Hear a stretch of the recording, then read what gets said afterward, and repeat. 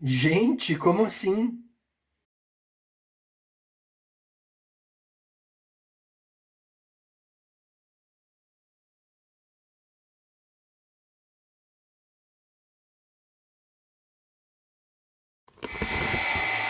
Olá, boa noite. Bom, aguardando o Isaac e a Lina do Grupo Teatral Realejo em Cena para começar nosso bate-papo nisto que não é uma live.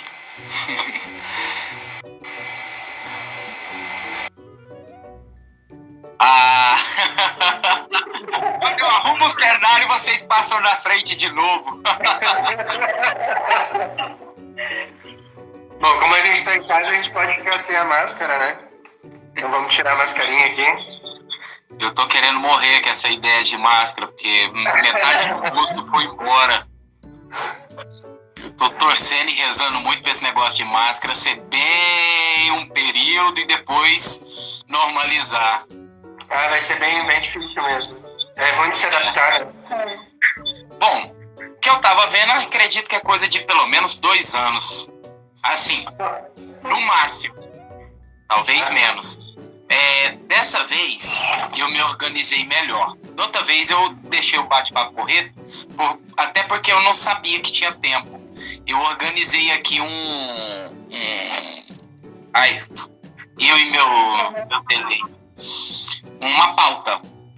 Ah, Eu bacana. até tinha falado outra vez. Mas é que eu acho que se tivesse pauta no primeiro bate-papo, talvez a gente não ia ter liberdade de tocar em certos assuntos, né? Uhum.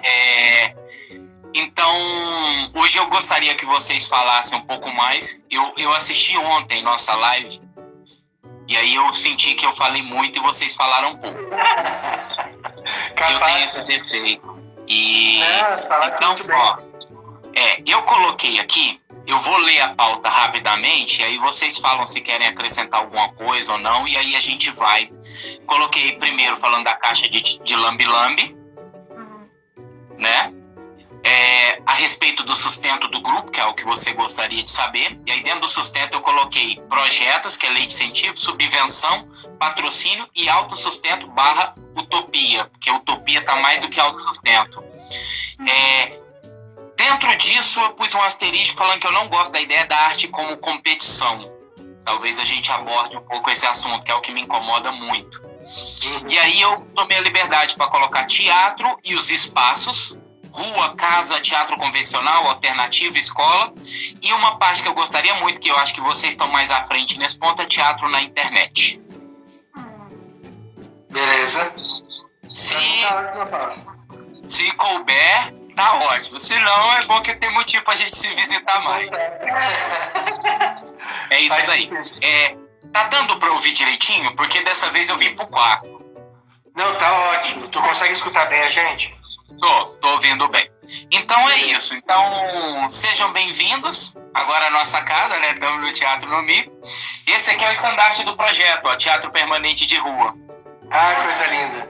Talvez não dá para ler porque deve estar invertido, mas é isso. Aqui tem um tanto de roupa só de palhaço. Aqui é só roupa de palhaço.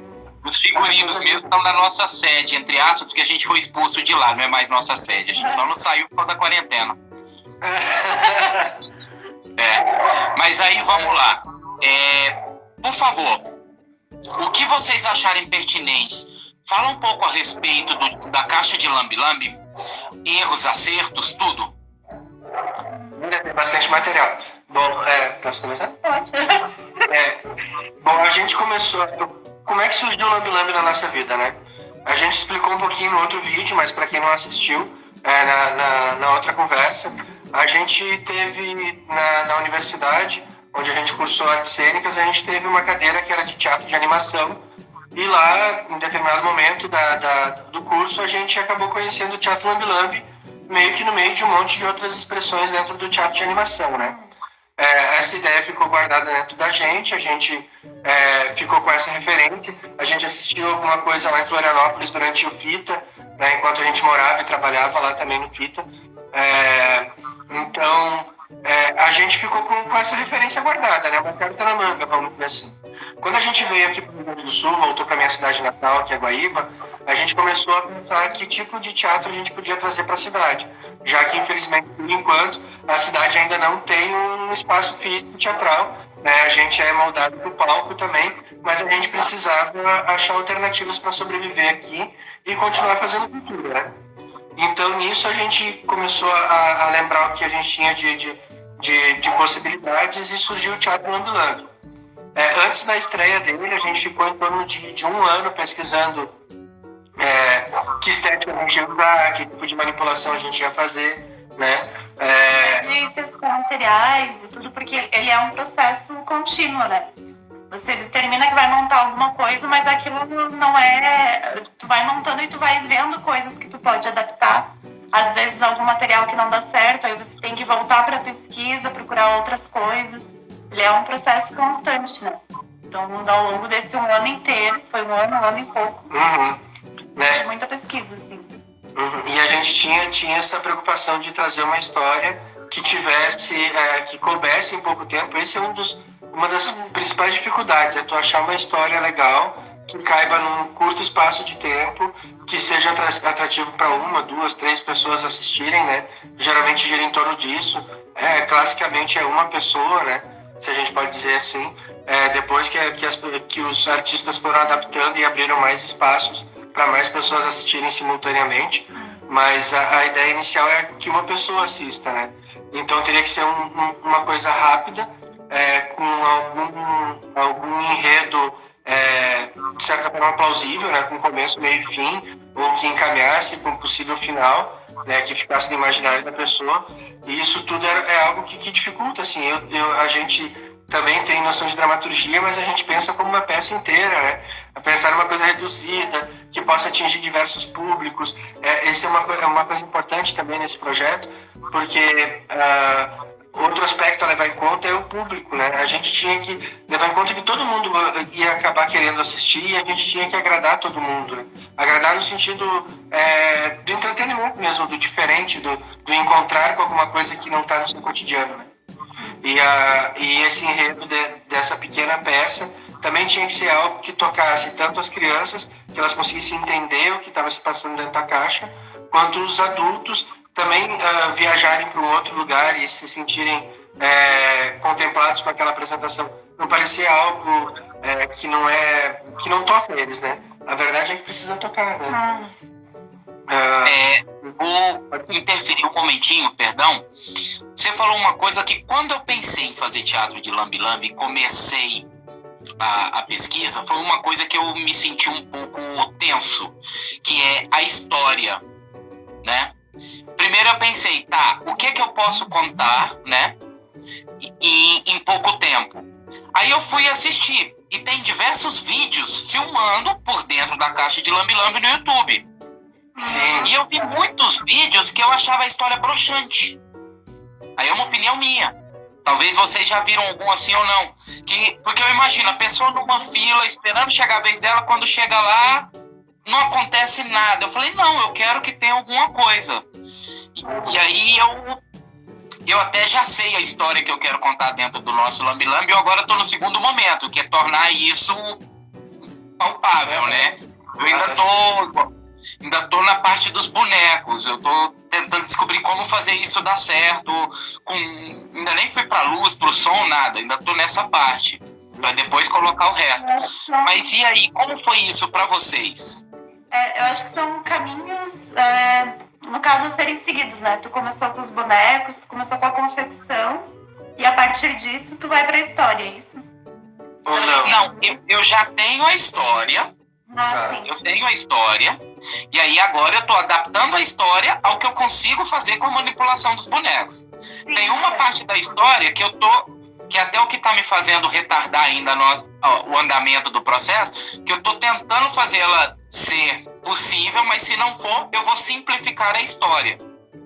Mas é porque eu me preocupei, e aí eu me coloco um pouco na sua fala, naquilo, da pessoa que assistir. Só um instantinho que eu tenho que fechar a porta, porque meu cachorro tá querendo me chamar a atenção e tá pegando todos os brinquedos dele fazendo barulho. Só um instantinho. Deixa eu aproveitar aqui e dar um destaque, que eu tô vendo que a companheira Libélula está aqui, da Dani, a Dani maravilhosa, estudou com a gente lá também tem a caixinha Lambi Lambi dela, tem um trabalho com Faz sombras, um acho trabalho que com máscaras maravilhoso também. legal que ela tá assistindo a gente. Saudade, Dani. Beijo. Fiquem com a gente. Sim, mas aí só retomando, eu tive essa preocupação. E aí eu me coloquei o seguinte, falei, eu não quero que a pessoa passe um tempo esperando para depois que assistir seja algo muito simples, o que pode ser frustrante, vai muito da expectativa. E aí agora eu queria que vocês falassem um pouco disso no processo de vocês, porque eu não sei, por exemplo, como que é a história de vocês. A gente começou, o nosso trabalho ele partiu da história também, né? A gente começou a escrever a história e a partir disso confeccionar o boneco, a estrutura, tanto que mudou bastante coisa ao longo do nosso processo. A gente começou com um boneco e hoje a gente já tem um outro boneco que é bem diferente da ideia inicial. É o terceiro boneco. É o terceiro boneco, que é o Rodolfo, que tá aqui atrás, não sei se vocês conseguem ver. Hoje ele veio com a Dá gente. pra ver pequenininho, mas dá pra ver. Aí. Ele é assim. Ah, a roupinha dele é igual. E ele é articulado também. A gente conseguiu fazer ele de uma forma articulada. Né? Ele é de biscuit, Ele é de biscuit. um pouco de arame também, né? Tecido. E a história, a gente pensou ela já desde o início, a gente pensou ela como pequenos quadrinhos de ação, sabe? Ação por ação, pra gente mais ou menos entender que tipo de boneco a gente tinha que ter na mão. Embora a gente tenha 2 vezes feito e não ter ficado contente com o resultado final na hora de manipular, né? Complicava um pouco. Assim bem grande da manipulação também. E aí entra uma coisa interessante que outro fator que influenciou bastante foi na confecção da casinha, porque a gente tinha uma primeira ideia, que era fazer uma casinha bem quadradinha mesmo, como uma caixa de lambi-lambi mesmo, sabe? Sem muito detalhe, sem muitas coisas. A gente chegou a começar a orçar essa casinha. Quem ia fazer pra gente ia ser um marceneiro. A gente tava meio quase terceirizando, assim, né? Deixando meio que na mão de alguém fazer a caixinha pra gente. A gente ia cuidar do interior da caixinha, porque essa caixinha era para ser uma caixinha versátil, para diversas histórias, né? Então a gente queria algo que fosse resistente, prático de carregar, com acabamento bonito, e eu não tinha ferramenta suficiente em casa para fazer esse acabamento legal. Então a gente começou a orçar, e infelizmente, eu acho que foi o pai do dono da... Um parente deles acabou falecendo e eles tiveram um momento assim bem complicado, né? De luto, e eles disseram que não podia atender a nossa demanda, e aí a gente se olhou e disse assim, vamos ver o que a gente consegue fazer, porque eu tenho alguma experiência com marcenaria e tal, mas como eu não tinha ferramenta, eu nem ia comprar, não tinha condição de comprar, né? A real era essa. Então a gente resolveu que ia começar a improvisar com o que a gente tinha conhecimento e que a gente podia lidar fácil. Aí o único investimento que a gente fez de cara foi numa micro retífica, né? Que é aquela maquininha que tu consegue cortar, lixar, furar, fazer diversas coisas com ela de maneira mais delicada, assim. Não era muito cara, era uns R$300 mais ou menos. E aí a gente começou a construir a caixa, e aí a gente conversou e disse assim, tá, mas peraí, se a gente vai ter que construir a caixa, por que não fazer uma coisa mais bonita, mais estilizada? Em vez da gente pegar e fazer uma caixa quadrada e sair com essa caixa pra rua, né? Não, vamos levar alguma coisa que encante. E a gente tinha dificuldade de achar um pouquinho de material dos outros artistas que faziam lambi-lambi. A gente achava, que nem tu, a gente via alguma coisa no YouTube, encontrava algo de algum grupo, a gente sabia quem fazia, ia atrás de alguma referência, mas era pouca coisa, né? Então a gente começou a assistir um vídeo aqui, outro vídeo ali, pega uma referência aqui, outra ali, e a gente mais ou menos entendeu o que a gente queria fazer. Só que a gente achava que ainda estava meio sozinho, assim. Aqui em Guaíba só a gente faz, né? E a gente até tem diversas tentativas de começar projetos aqui na cidade, que é para formar outras pessoas que façam suas caixinhas, e a gente encha a cidade de caixinhas de lambi-lambi, né? Ia ser uma coisa bem interessante de ver acontecer. Mas por enquanto somos só nós dois. E isso fez com que a gente tivesse que pensar como chamar a atenção por onde a gente passasse, né? A gente se imaginou numa praça grande, cheio de pessoa correndo de um lado para o outro, a criançada correndo atrás de bola, pessoal jogando vôlei, pessoal andando de skate, correndo, e a gente parado no meio do nada com uma caixinha, né? Como fazer isso chamar a atenção, né? Ao mesmo tempo que fosse prático de carregar. Então, aí a gente bolou fazer a casinha, a caixinha no formato de casa mesmo, pintou de amarelo, um amarelo bem chamativo, que a gente pensou que se destacaria, né? No meio da multidão, no meio de tanta coisa verde, numa praça. E foi partindo disso. Daí a gente começou uma espécie de duelo, assim, de confecção da casa. Um fazia um detalhe legal na casa, o outro ia lá e fazia outra coisa legal, assim. Então a gente foi meio que moldando por dentro e por fora a casa, né? Meio que se desafiando, assim, mas sem nunca falar em desafio, né? Era assim, nossa, olha que legal que ela fez. Mas merece que eu faça uma coisa à altura para poder privilegiar o trabalho dela também, né? E a gente foi indo assim, e a casinha ficou um mimo, e a gente costuma dizer que é importante ter feito do jeito que a gente fez, porque quando a gente está sozinho, não está com outros caixeiros junto, a estética dela, por fora dela chama muita atenção. As pessoas param para ver o que é, elas rodeiam a casa, elas olham, elas querem entender, elas olham os detalhes, chama a atenção da criança, chama a atenção do adulto, né? E aí, de acordo com o público também, isso é legal, porque tem gente que prefere ficar muito mais engatado no que tem fora do que no que tem dentro, assim. Um pouco frustra, mas um pouco a gente consegue entender, né? Porque a gente quer mostrar o que tem dentro. Isso é uma questão da idade, né? A gente percebe isso nas crianças que têm mais ou menos uns 3, 4 anos, elas preferem ficar olhando fora, os detalhes de fora da casinha, do que a história que está acontecendo dentro. Né? Tem os malandrinhos que querem ver o que está acontecendo atrás, quem é que está manipulando. É a Aline que manipula os bonecos, né? Do jeito que a gente se armou para trabalhar, ela fica manipulando o boneco, né, na caixa, e eu fico fazendo uma espécie de mestre de cerimônias, atendendo as pessoas, explicando o que é o Teatro Lambe Lambe, explicando o que é o nosso trabalho, instigando as pessoas a ficarem ali, permanecer um pouquinho, né? Espera um pouquinho, é 4 minutos só, nosso espetáculo tem 4 minutos. Nesses 4 minutos eu vou contando a história do Lambe Lambe, a história do nosso grupo, quem somos nós. Como a gente apresenta muito aqui na cidade, a gente faz um trabalho também de valorização do artista local, né? Quando as pessoas dizem assim, mas vocês não são daqui, né? Chega a dar um aperto no coração, sabe? Ao mesmo tempo dá uma felicidade de dizer, não, a gente é daqui. Né? Pode ter coisa legal aqui na cidade, tem um monte de coisa legal. Né? E tem da onde as pessoas encontrarem coisas bacanas na cidade, né? Elas só precisam olhar, né? Olhar com os olhos de achar, né? Que é bacana. É bonito isso, olhar com os olhos de achar, eu gostei. A respeito da apresentação, por exemplo, uma pessoa foi e assistiu. No intervalo de uma pessoa sair e a outra pessoa se colocar para assistir, como que é essa preparação? Não sei, porque, novamente, eu não sei como é a história de vocês. Não sei se, por exemplo, tem que arrumar alguma coisa dentro da caixa. Se vocês já viram alguma caixa que a pessoa fala, só um instante que eu tenho que voltar tudo pro lugar aqui. Como que é isso também? A gente, no caso da nossa caixinha, ela não muda muita coisa, tipo, de cenário dentro. O cenário sempre é o mesmo.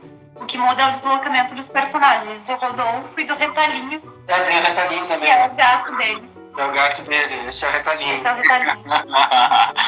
Ele é todo cheio de retalho. Olha, todo cheio de retalhinho mesmo, ó. Esse é o Retalhinho. E aí são as únicas coisas que mudam dentro do cenário, né? E então, como é pouca coisa, eu consigo, nesse meio tempo em que uma pessoa levanta e a outra senta, e que a luz está apagada, eu consigo organizar. E o espetáculo, ele tem uma introdução, que é um áudio que a gente gravou, é uma introdução na história, que ela passa enquanto a luz está apagada. Então, nesse momento, eu também consigo organizar as coisas ali. Em questão de segundos, eu já consigo deixar, porque é pouca coisa para arrumar.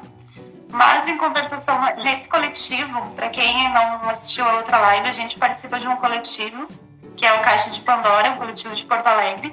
E tem, por exemplo, uns colegas nossos que eles... A Viviane, ela tem uma caixa e a história dela, ela fala assim, não, espera um pouquinho que eu vou arrumar aqui. Já vi ela fazendo isso, não sei agora, assim, todas as apresentações ela tem essa necessidade, mas já vi ela falando, espera um minutinho que eu vou arrumar aqui. E aí a pessoa aguarda, não tem problema, né? E parte para apresentação normalmente. Na verdade, no nosso caso, são duas frentes, né? Porque ela trabalha com a cabeça embaixo do pano preto, né? Que garante um pouquinho mais de escuridão na tua casa, para a luz funcionar bem. Daqui a pouco eu vou falar sobre a luz também. Então ela fica ali organizando as coisas dela rapidinho. Enquanto isso eu vou acomodando a pessoa, pergunto para a pessoa que está saindo se ela gostou, né, o que ela achou, peço para ela indicar para outras pessoas, né, isso também faz com que as outras pessoas que estão na fila também vejam que quem acabou de assistir achou que valeu a pena ter esperado para assistir.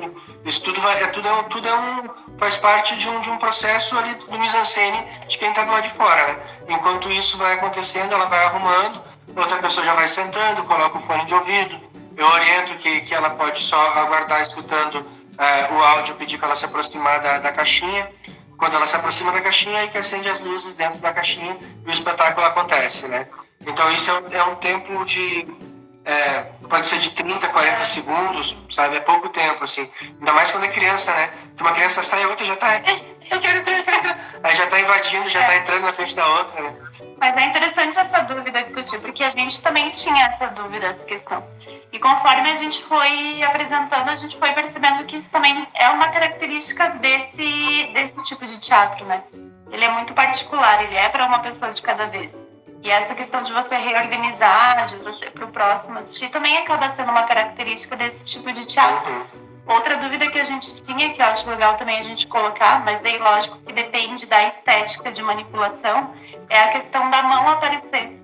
Essa era outra dúvida que a gente tinha muito no início das apresentações, porque a nossa manipulação ela é manipulação direta. Eu não tenho nenhuma varinha, nem nada assim que a minha mão não apareça. Eu manipulo o boneco ali e a minha mão aparece o tempo todo.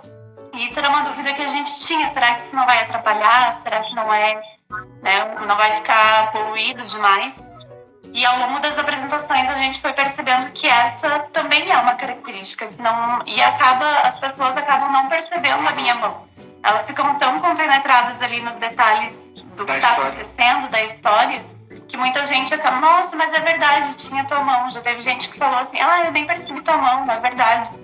Né? Então são coisas que a gente vai aprendendo e vai percebendo ao longo das apresentações. Né? O que era uma paranoia pra gente, assim, né? Essa coisa da mão, né? Mas vamos ver a mão. A gente olhava os outros vídeos, via que em alguns tinha luva, em outros não. A gente ficava prestando atenção no cenário atrás, o que se interferia, o que não.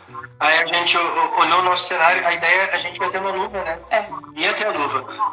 Até o último momento, assim, até que quando a gente começou a ensaiar as ganhas mesmo, assim, como eu digo, né? Pra valer, a gente viu que não fazia falta luva. Então a gente nem foi atrás para comprar.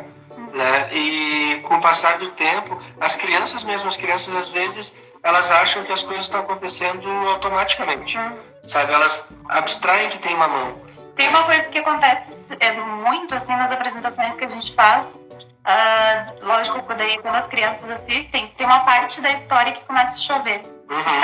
E aí a criança, porque daí quando eu tô manipulando, eu consigo ver os olhos de quem tá assistindo. E aí quando começa a chover, tem criança que para e olha assim pra cima. O nosso som ficou muito bacana, né? Ele ficou muito legal, assim, ele é meio envolvente assim mesmo. Funcionou. Não foi nada muito pensado. A gente fez com a ferramenta que a gente tinha, sabe? E acabou que funcionou bem. Conseguimos bons sons de efeito, que funcionam legal, bem umas batidas na porta também, faz parte do enredo. E as crianças piram também de olhar pra porta, assim, é tudo muito mágico, assim, né? A gente curte pra caramba. A iluminação, que eu tinha falado antes que eu me esqueça, a gente fez questão também de ter algo que fosse praticamente automático, não automático, mas que a gente tivesse uma certa autonomia de apresentação. Que não nos prendesse muito, que a gente não pudesse apresentar num lugar onde não tem ponto de luz, por exemplo. A gente já apresentou em lugares, em praças que começou no ITC, e o único ponto de luz que tinha, assim, diretamente era a nossa casinha, sabe? E era maravilhoso, porque dentro da casinha tem uma luz suficiente, né? A gente preparou uma iluminação de LED, bem barata também por dentro, com baterias recarregáveis. Depois eu fiquei sabendo de alguns outros aparelhinhos que tem aí, que são bem legais, que a gente usa, power bank, eu acho, que a gente usa até para carregar celular e tal. Funciona muito bem, acho que é uma opção, mas não é o que a gente usa baterias recarregáveis. Está ajudando, a gente tem duas, uma que a gente usa para a parte dos relâmpagos, desse momento da chuva que a Aline falou, e tem outra que é da luz geral da casinha, né? A gente comprou um adaptadorzinho da China ali, que tu tem como aumentar e diminuir a intensidade da luz, fazer esse efeito de relâmpago. né? Tudo isso a gente foi pesquisando onde é que a gente achava que cabia, como é que podia usar. E foi levando um ano de processo. Eu tinha um trabalho formal, eu trabalhava no hospital, e nas horas vagas a gente construía alguma coisa, né? A gente começou a construção a partir da cadeira. A primeira coisa que a gente construiu foi a cadeira, a poltrona, que eu cantar. Que é essa daqui. Linda. Foi a primeira parte do cenário que a gente fez. E depois a gente foi fazendo, cada um foi fazendo um pedacinho, até que chegou naquilo que eu te falei. A gente teve que parar, porque senão ia aparecer um daqueles antiquários, sabe? Cheio de coisa empilhada, assim, craquelhada, ia roubar toda a cena. Mas é isso, né? Acho que é isso. Não sei o que mais tu pode perguntar. Eu tenho mais um monte de coisa pra falar, cara, mas se eu ficar falando aqui, eu vou embaralhar tudo. A parte do som, né?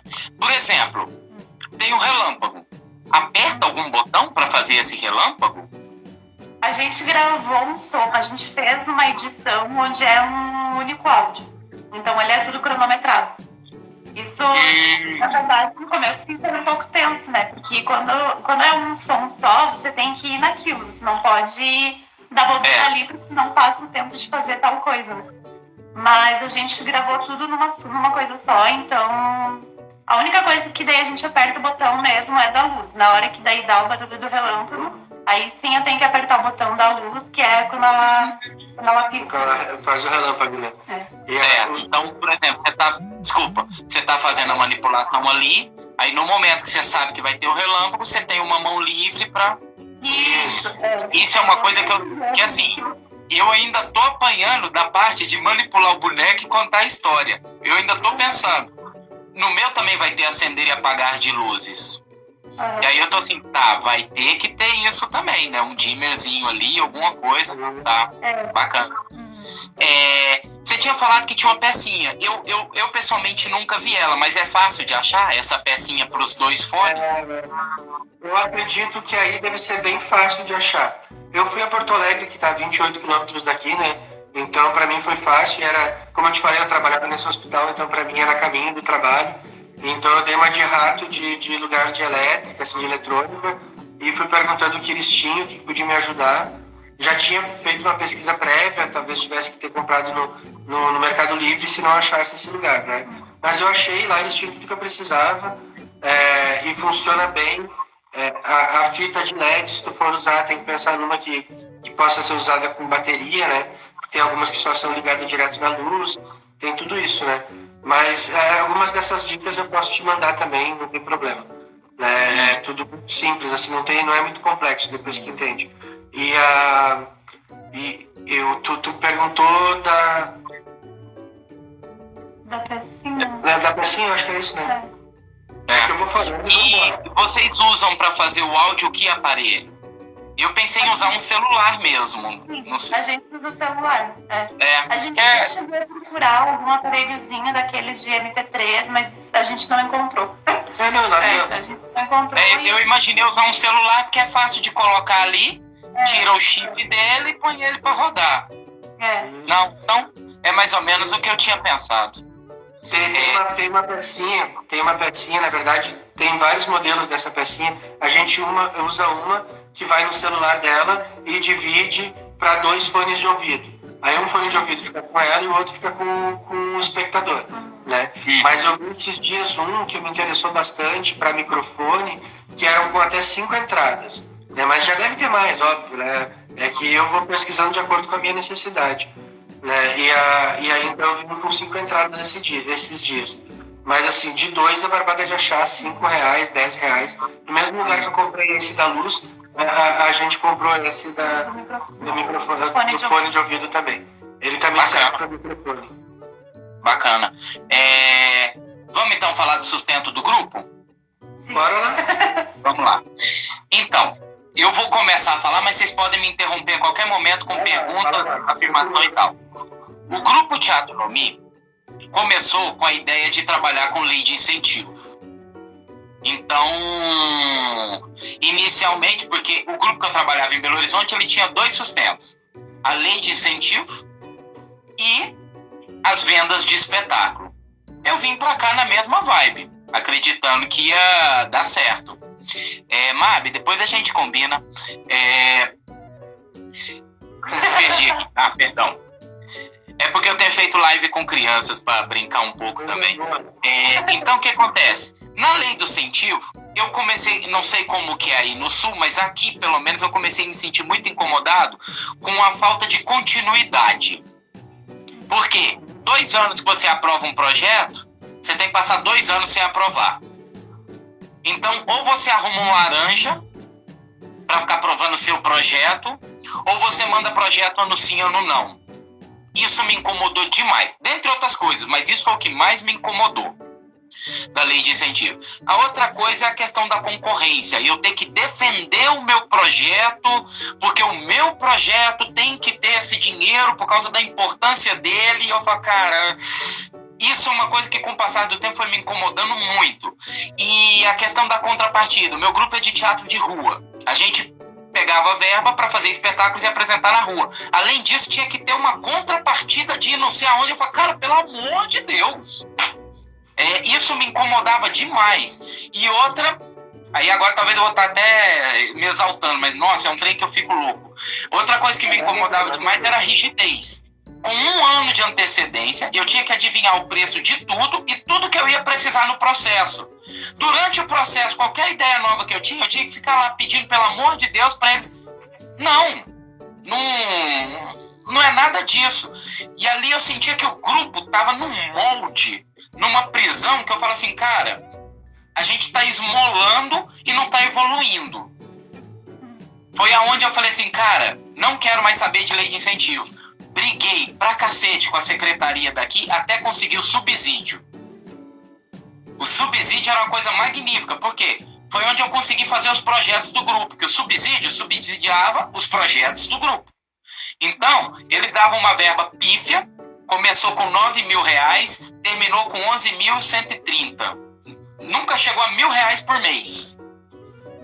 Mas o subsídio eu podia decidir aonde colocar. Só que eu tinha que cumprir com aquelas coisas que eu falei que faria. O subsídio era bom. O problema do subsídio era, de novo, a esmola. Todo ano eu tinha que ir lá e chorar para eles manterem, porque todo ano eles ameaçavam cortar o subsídio e o valor era uma mixaria. O que é 11 mil para uma secretaria? A cultura é o que tem menos. Eles aprovam uns projetos que quando você olha o que é, e eu não vou falar aqui para não parecer que eu estou julgando o trabalho dos outros, é R$80.000 para uma coisa, você fala assim, cara, eu faço isso, mas esquece. Então o subsídio chegou uma hora que eles cumpriram a palavra deles, eles cortaram. E quando eles cortaram, eu parei de implorar. Patrocínio. Eu fui atrás de patrocínios. E aí chegava o cúmulo da empresa querer ditar o tema, aonde que ia apresentar, como que ia ser. Eu falei, de novo, tá cerceando a minha arte. Cortei. Não tenho patrocínio. E aí foi aonde eu cheguei. Eu cheguei no autossustento. E aí foi uma decisão até minha mesmo. Eu só notifiquei o pessoal do grupo. Falei, gente, o grupo vivia, na época do subsídio, com menos de R$1.000 por mês para manter os projetos.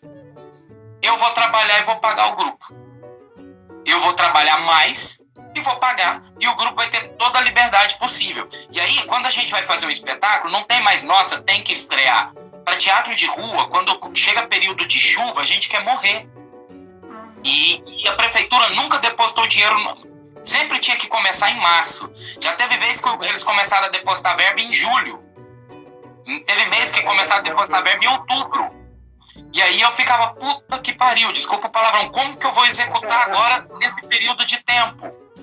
E aí o que acontece? Eu falei, cara, eu vou sustentar. E aí eu voltei a fazer animação de festa, que é uma coisa que eu fazia quando eu estava antes de entrar na faculdade.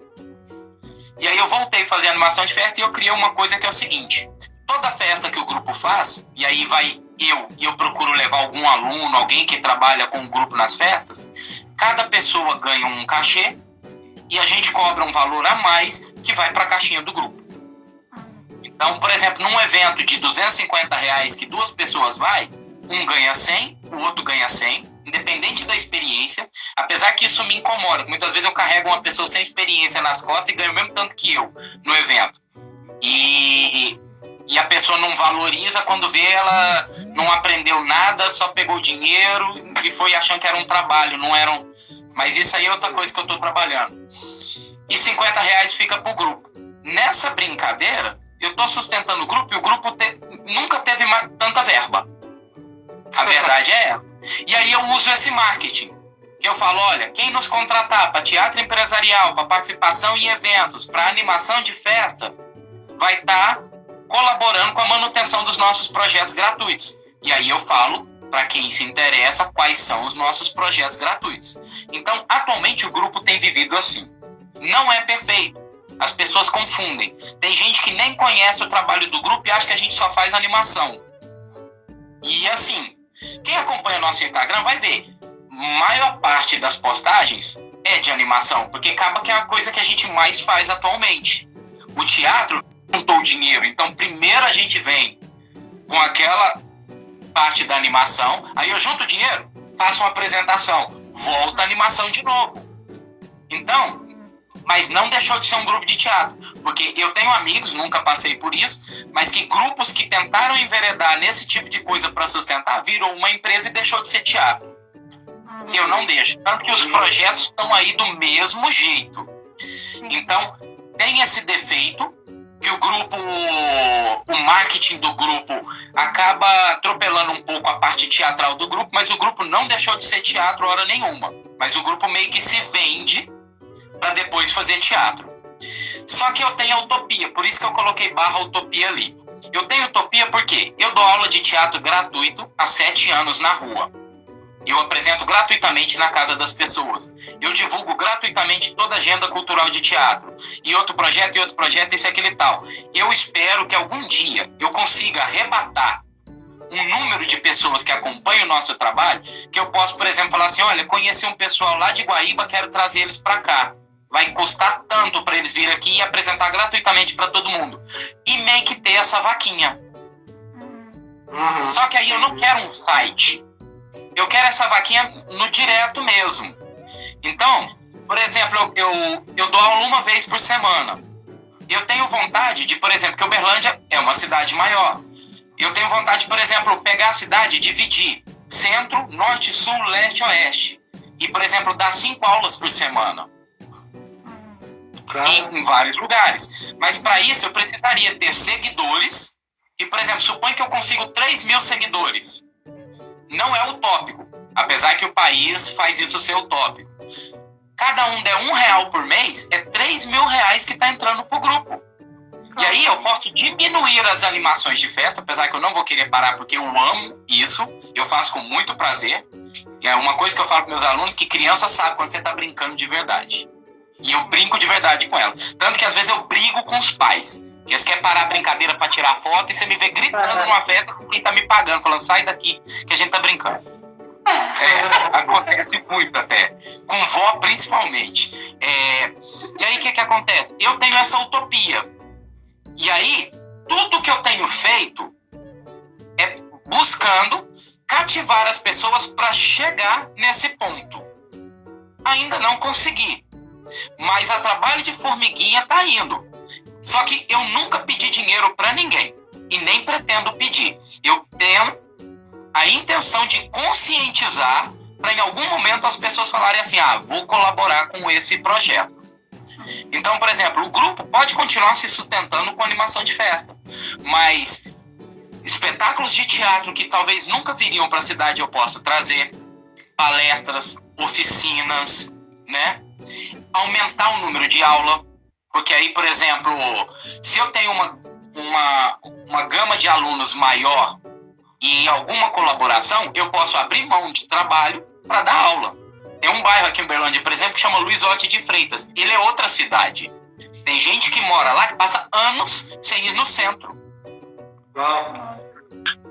Porque tudo tem lá. Tem banco, tem loja, tem filial da prefeitura para as coisas. Então, por exemplo, o Luiz Orte é um bairro que, por exemplo, eu poderia pôr uma aula lá. E eu até já fiz uma experiência. Teve um ano que eu levei aulas para lá e tinha público. O problema é que, entre aspas, eu ainda tô fraco, né? Eu não tenho... Porque, assim, é bem uma colmeia. Quanto mais abelhas eu tiver, maior a minha colmeia, mais força eu tenho. A minha colmeia é pequena. Então, se eu sair para olhar alguma coisa lá, certeza que vai dar ruim. Mas esse atualmente... E assim, eu contei rapidamente, até por causa da questão do tempo, pra gente não ter aquele problema, é a trajetória do grupo com relação ao sustento. Então, atualmente, o grupo nunca teve tanto dinheiro, trabalho não está faltando, felizmente.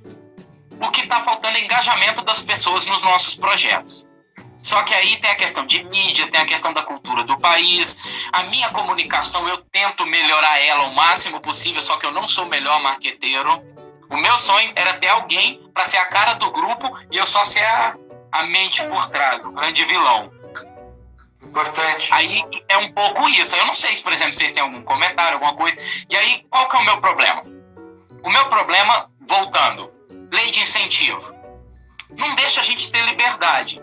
Se fosse fundo morto, se por exemplo, tivesse a oportunidade de manutenção, porque se eu mando um projeto para montar um espetáculo apenas, tudo bem, resolveu, eu peguei o dinheiro e montei o espetáculo. Mas sabe o que acontece aqui na cidade? Um elenco se forma, cria um nome de um grupo qualquer, manda um projeto, aprova, e aí é por 2 anos, não é? O primeiro ano monta o espetáculo, o segundo ano é circulação. De repente... um outro elenco se junta e fica nisso e nada tem continuidade. Então fica sempre aquele... Então, para trabalho de pesquisa, trabalho de continuidade, a lei de incentivo, pelo menos nos moldes que ela está aqui, não serve. A subvenção eles cortaram. Patrocínio, eu quero ver o dia que eu vou conhecer um patrocinador que vai deixar a gente trabalhar do jeito que a gente trabalha. Não vai. Chegou ao ponto aqui tem o Instituto Alexia, e aí eu vou dar nome aos bois.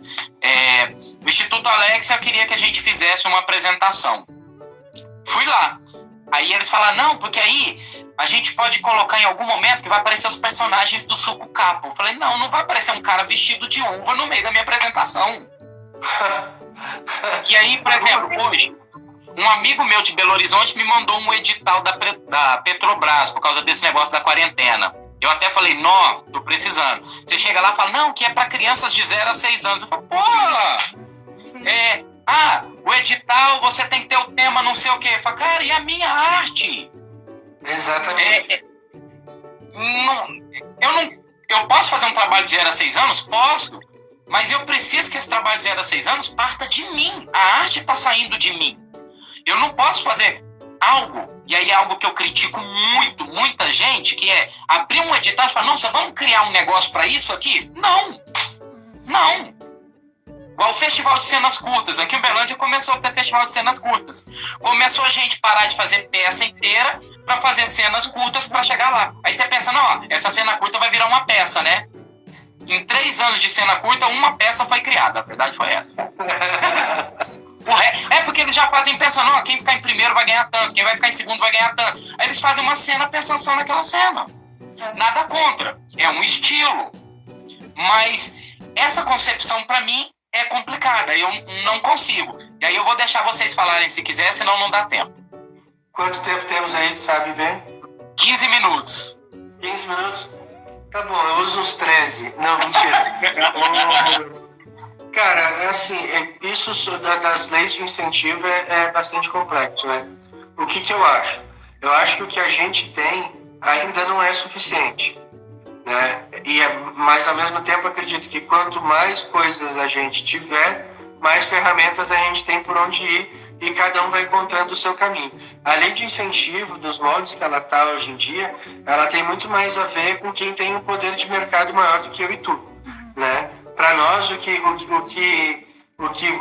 acaba movimenta melhor, no caso aqui do Rio Grande do Sul, são os fundos de amparo à cultura, né? De apoio à cultura, né? Os PACs, né? Que daí são dinheiro quase que de fundo perdido e tal, que eles te dão, claro, tu precisa prestar conta, precisa, né? Mas é uma coisa muito mais voltada assim, temos uma grana, tu cria a tua coisa e tu apresenta aqui, mas daí tem um lance da competição. né? Aí a gente cai naquilo que tu falou, que é meio constrangedor até, né? Tu ficar disputando com teus colegas de profissão meia dúzia de trocados, assim, isso é bastante constrangedor e desmotivador até. Como alguém que comentou agora há pouco aqui, dizendo que quando a gente ainda consegue entrar, né? Quando a gente ainda consegue passar. Sim, sim. É um drama. Então, colocando isso assim, que o que a gente tem ainda não é o suficiente, mas que legal que a gente tem algumas coisas, porque daí a gente vai se encaixando, eu vou para outro passo, que é pessoas que atuam assim, que vão procurando o seu caminho, independente dessa guerra de edital, né? Que é algo que realmente é desmotivador, assim. Uma tecla que eu sempre bato e faz parte do meu discurso aqui na cidade, até por fazer parte do Conselho de Políticas Culturais, é que a gente precisa abrir os olhos do empresariado local para o investimento na cultura.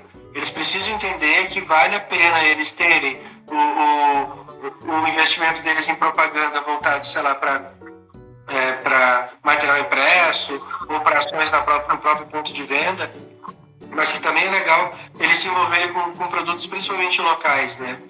E o meu diálogo com os empresários locais é bem nessa, assim, ó, eu tô vindo conversar com vocês porque eu valorizo vocês como sendo as pessoas que primeiramente formam a mão de obra da cidade, ajudam as pessoas no seu primeiro emprego, as pessoas geralmente começam nos negócios de bairro. Então a gente, nesses quase 3 anos que a gente está aqui, dia 1º completa 3 anos, a gente vem quebrando esse gelo, assim, né? De conversar com as pessoas, participamos de reunião do Sebrae também, para conversar com empresariados. Olha só, gente, a gente é um grupo de teatro, a gente tem nosso trabalho, conheçam o nosso trabalho, se vocês quiserem investir, a gente está de portas abertas para conversar, mas também colocando, levando para aquilo que tu falou, de não deixar controlar o que a gente faz. Isso é o limite, assim. Existem 2 limites para o nosso grupo. Número 1, empresas que a gente não concorde com o proceder delas, com o tipo de atitude delas perante ao meio ambiente, ou perante a sociedade mesmo, ou até de discurso. E número 2, empresas que de alguma forma tentem manipular o que a gente está fazendo. Isso pra gente é inadmissível. Da ideia é diferente. Quem sabe vocês podem criar. É a mesma coisa que nem quando tu vai fazer uma coisa de animação, né?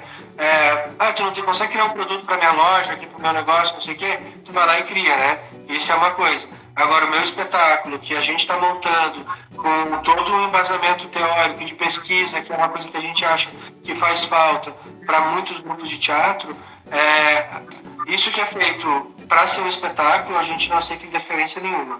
O espetáculo que a gente está montando agora, que chama Grande Máquina, ele é um exemplo de um espetáculo que provavelmente a gente teria dificuldade de conseguir patrocínio de grandes empresas, assim. Porque o que ele trata pode ser que toque algumas feridas que as pessoas não gostem que sejam tocadas, né? E a gente já não vai passar o pires nesses lugares, né? Porque a gente sabe que é um constrangimento que nenhuma das 2 partes merece passar.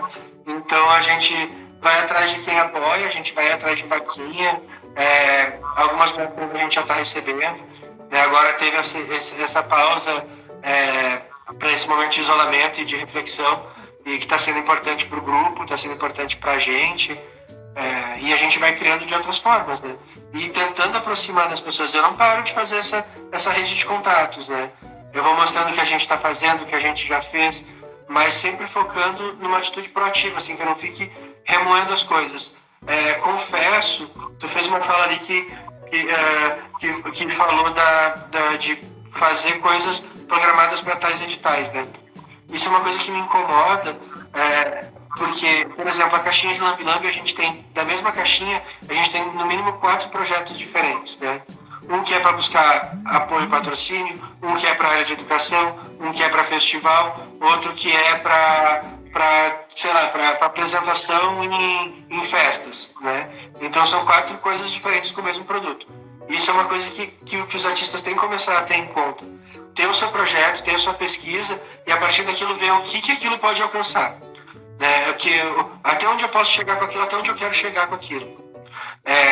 Mas, por outro lado, nesse momento que a gente está vivendo agora, a gente está tendo que passar por isso de o que saiu de edital e o que a gente pode fazer para se enquadrar. Né? No cotidiano normal do grupo, a gente não costuma fazer isso, a gente não gosta disso, porque isso não dá certo. Isso só dá certo para alguns grupos que têm algum tipo de garantia, que não é o caso da gente aqui. Então, para esse momento, com esse monte de edital digital que está saindo, a gente está tendo que se adaptar. A gente se inscreveu no Festival Up, que pediu uma determinada coisa, então a gente tinha que gravar aquilo nas condições que a gente tinha em casa. Ainda bem que a gente tem um pouquinho de coisa e experiência deu para matar. O edital do Itaú também, que estava interessante, também pede um determinado tipo de produto. Eles não dizem assim, tem que ser isso, mas eles precisam que seja um espetáculo ao vivo ou algo que já estava gravado. Tem algumas coisas. Algumas regras básicas, independente do conteúdo, eles precisam saber se tu vai fazer uma apresentação ao vivo ou se tu vai disponibilizar uma peça que tu já tinha. Era isso. A gente escolheu fazer uma coisa ao vivo, né? Então a gente mandou o projeto baseado nisso. Mas para fazer isso a gente precisava gravar um ensaio do que a gente ia mandar, né? Então já demanda uma outra energia, né? E pesquisa, e qual linguagem, enquadramento. A gente vai poder mexer luz, o que a gente vai fazer, como é que a gente sai de cena, como é que a gente volta. Isso acaba voltando lá no Lambi, né? Tu falou dos movimentos, da dificuldade de manipular as coisas, e é muito isso, assim, né? Lá no Lambi a gente teve que moldar até mesmo a história, a possibilidade de movimentação que a Aline poderia fazer. Nesse momento eu consigo ficar só com uma mão ali dentro e a outra apertar o botão, mas se fosse outra ação eu já não poderia fazer isso. Então é o que a gente acaba fazendo dentro da nossa casa. A gente está sendo os nossos Rodolfos, né? Bacana. O tempo tá curto, mas eu queria um pouco que você falasse a respeito de teatro na internet. Eu confesso que eu tô muito travado nisso ainda. Eu ainda não consegui gostar da ideia. Eu gosto da ideia de fazer uso da internet. Então, eu posto os espetáculos, esse intercâmbio que a gente faz. Mas apresentações na internet, eu tenho assistido uma peça por dia naqueles espetáculos online. Um dia eu vejo um infantil, um dia um adulto, um infantil, um adulto. Hoje, acabando aqui, eu até vou escolher uma lá para assistir, que eu ainda não vi. Então, peças igual aquilo que eu falei, que saíram de cartaz e alguém colocou lá disponibilizado, eu acho bacana. Por quê? É uma peça que se perdeu no tempo, ali está registrado. Eu lembro quando eu fui no acervo do Grupo Galpão, eu consegui ver coisas que eu não iria ver, né? Espetáculos que eu não poderia ver. Mas como que tá vocês? Porque igual, eu olhei para esses editais de coisas online e falei, cara, eu não sei o que eu... Ler um poema, fazer uma leitura dramática online, sei lá, não consegui ainda. A gente ainda está estudando as possibilidades, né? O primeiro impulso é sempre esse, né? De colocar alguma coisa que a gente já tem e disponibilizar, é o primeiro impulso, né? Agora está o momento de talvez tentar achar qual estética usar, que linguagem, tempo, né? Tá tudo muito ainda incipiente, assim, a gente ainda não... É um terreno estranho, né? Ao mesmo tempo dá quase uma sensação de ridículo, assim, parece que tá fazendo uma coisa para ninguém assistir, tu não sabe quem tá assistindo, o que estão achando, que comentário vai vir, porque é muito fácil uma pessoa vir ali só dar uma paulada e se esconder no anonimato. É tudo muito... É um terreno muito arenoso, né? E a gente ainda está aprendendo a lidar com isso. A gente vem com o canal já há algum tempo, né? Que daí já é uma outra coisa. Já é isso da coisa como já vem acontecendo sempre, que é mais expositivo. Agora a gente está começando a tentar entender essa linguagem. A gente propôs para o Itaú essa apresentação de um espetáculo ao vivo, utilizando um espetáculo aqui da nossa sala de ensaio aqui em casa. Mas assim, a gente está tateando, né? A gente sabe que é meio que loucura. Depende muito da internet. A gente tomou um susto nos últimos 2 dias. A gente acabou ficando sem. Nesse horário agora, a gente ficou sem internet, assim, nos últimos 2 dias. E foi muito ruim. Hoje eu tava amedrontado, assim, só que me falta um pouquinho antes das 9, e embora o sinal, eu não consegui nem avisar para ele, né, que já começa a bater aquela paranoia, assim, né. Mas eu acho que é utilizável. A gente está olhando as coisas que estão na plataforma do Festival Up, e tem umas coisas bem legais ali, assim. Tem muita coisa a gente pode dizer duvidoso, mas é que o desespero faz a gente tomar atitudes que às vezes não são passíveis de julgamento. Mas assim, os artistas estão tentando se adaptar, né? Eu ainda estou entendendo o cenário e, para mim, nada disso é suficiente, né? A gente tem que pensar na política de um lado maior, assim. Tem um monte de gente que trabalha com a gente que não tem condição de fazer um vídeo, não tem internet legal em casa, não tem upload suficiente para poder fazer uma live. O iluminador faz o que nessa hora? O Os maquiador... técnicos não tem como, né? Os técnicos fazem o que nessa hora? Né? É. Sabe? Bom, tá, eles podem fazer uma live explicando sobre técnicas de luz e tal. Tá, mas e aí? Ele vai ter um aparelho em casa, ele vai poder mostrar, vai ficar tudo assim no subjetivo, uma coisa nada a ver. Né? Então, é preciso pensar em políticas que abarquem todos, independente de se tu vai entregar um produto ou não. Esqueçam a contrapartida. Nesse momento, esqueçam a contrapartida, que só vai sair produto meia boca. Vai sair um monte de coisa boa, mas vai sair um monte de produto do desespero, da fome, da conta batendo na porta. Isso não é cultura, isso não é arte, isso é mercado. É tipo tu entregar alguma coisa para eles justificarem a esmola que estão te dando, sabe? Infelizmente, ainda são as ferramentas que a gente tem, vamos ter que usar elas, mas sempre batendo na tecla que é preciso políticas mais aprofundadas que levem em conta o tamanho do mercado da cultura, o tamanho da economia criativa e o quanto a gente está perdendo. São 100 bilhões de reais que não estão na economia, né? E que isso tem que ficar claro. E que não vai ser com live que a gente vai atingir isso. Não vai ser com uma apresentação ao vivo, edital de R$1.500. É uma política muito maior, que eles não estão atentados. Eles não estão antenados no que tem que ser feito. Isso é. Bom, nosso tempo está acabando, né? Antes que corta, já vou agradecer demais a atenção de vocês. Ficou assunto para trás, viu? Ficou. Mas não é o fim do mundo, não. Então, por exemplo, se vocês quiserem em algum outro momento, que a gente acabou não falando de espaços, porque eu acho bacana falar de espaços depois. Eu até tinha preparado aqui, eu vou ver se eu consigo mostrar para vocês rapidinho, porque eu falei, mas não mostrei. Peraí que eu vou ver se eu viro aqui. Vira lá. Aqui, ó, lembra que eu comentei a respeito do teatro que a gente faz, que a gente monta um mini teatro? No caso, tem uma lona aqui em cima que tá tampando o telhado, porque nesse dia choveu. Mas entram 10 pessoas lá dentro, e tem um espetáculo lá dentro com luz e tudo. Que legal! É praticamente um temascal. Deixa eu desvirar aqui. E aí é com bonequinhos, igual vocês. Ficam 3 atores lá dentro. Um ator responsável por manipular boneco e fazer a luz, e outro ator, 2 outros atores responsáveis por mudar cenário, que muda. Porque a gente conta a história dos fantasmas do Scrooge. Então, vem o passado, o presente, o futuro, tudo. Deixa eu ver se eu acho aqui rapidinho. É igual vocês falaram da versão dos bonecos. Esse nosso também tem a versão dos bonecos. Ai, cadê? Achei. Mas aqui tá... não dá pra ver muito bem não, mas essa é a primeira versão de bonecos. Deixa eu mostrar aqui rapidinho. Dá pra ver sim. Ai, olha. Não, mas assim, o cenário não tem. Eu achei que eu tinha uma com um cenário. Muito Mas aí bacana. dá pra ver. E aí, porque assim, a gente já fez apresentação dentro de ônibus, porque aqui tem corredor de ônibus, então a gente fez apresentação dentro de ônibus, praça pública, escola, espaços alternativos, tem esse mini teatro que a gente monta. Então, se quiser também, a gente tem essa possibilidade depois de uma outra conversa. Vocês têm um gatinho? Sim, essa é a Viola. Nossa, ela é marrom com preto. Ela é preta, laranja e branca. Que linda! Não é por causa da luz aqui da gravação? Parece que ela é marrom com preto. Peraí. Essa é a peraí. Viola. Já que é disputa, vamos lá. Vem cá. Vem, papai. Ai, peraí. Aqui. Que lindo!